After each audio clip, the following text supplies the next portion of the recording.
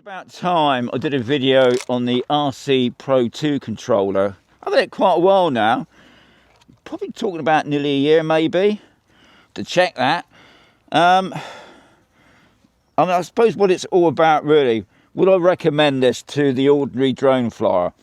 And I can safely say no, I wouldn't, guys. If you got the money and you love drones and you want to have all the gear, a bit like me, then yeah, get it. But its purpose is pretty zilch, really. I mean, I bought this as a combo pack with the Mavic 4 Pro, and that's a fantastic drone. And every time I fly that drone, I always use this because I got a lot more control, especially with the zoom. And that's mainly why I use it. I know I could use that probably on the RC2, thinking about it, but it's got supposedly a brighter screen. Some of the other things on there, some of the features, if I pull this out, it's going to open up. Now you can have it set not to come straight on, but I find that so easy. If I've seen something as I'm driving along, I want to capture that straight away. I can get out this and the drone, pull it out, and within minutes I'm ready to launch the drone. But a swivel screen. If those, I don't do social really. I've got a couple of social networks, we'll check them out. But I don't really use that really. It's handy. Apparently that when you twist it, it does it out actually on the camera as well. One of the main reasons why I did buy this, and this is where you can add apps to it. But unfortunately, I haven't been very successful at all really. To the extent where I haven't managed to add anything on here because it's such a, you got to load up a APK thing first, and because I got a Mac, it just makes things complicated for some reason. I'm not into complicated stuff, as you probably well noticed if you follow my channel. I've tried it. I've gone into I think it's Firefox, isn't it? You go into, and for some reason, I'm just going around in circles. I can't believe that I've only seen one video, but he didn't really show how he loaded it up, and that was for Windows anyway. And he had quite a few apps on there. But I've tried it. Now, funny enough, the other day, somebody put a comment up saying that they've just downloaded the Litchi app, because that was one of the reasons why I wanted to try this out, because with that, I could upload the beta version of Litchi and try out I could do, because obviously another thing, you're restricted to the amount of drones you can do. So I think it was the Mini 3. Now I'm not sure would that work anyway, the Mini 4 and all the other drones that you can't get on here. Well, that would have been really interesting. I think the other one would have been Drone Link. But I'll be honest, lately I've got fed up with Litchi because I'm their beta tester.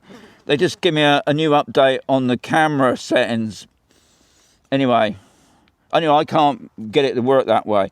Now, interestingly, a week ago, Marcus, when he did his updates that we had to do with the app, the DJI Fly app, he had the Afata 360 added to this, which was interesting. And I believe now, if I just go into this, we got obviously the Mavic 4, the 5 and the 4.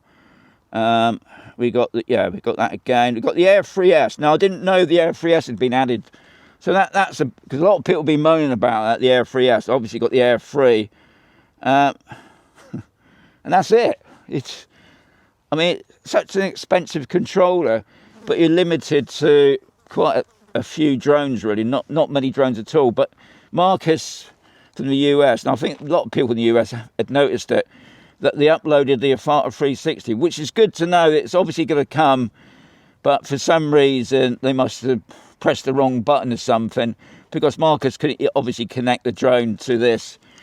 I mean, that will be a bonus, I must say, but at the moment, that's not a bonus.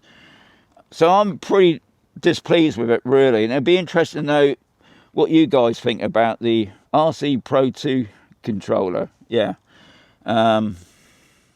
Yeah, I'm not I mean, another thing, 'cause it is quite a heavy, you have to buy yourself a strap, and obviously it's worth getting a decent strap.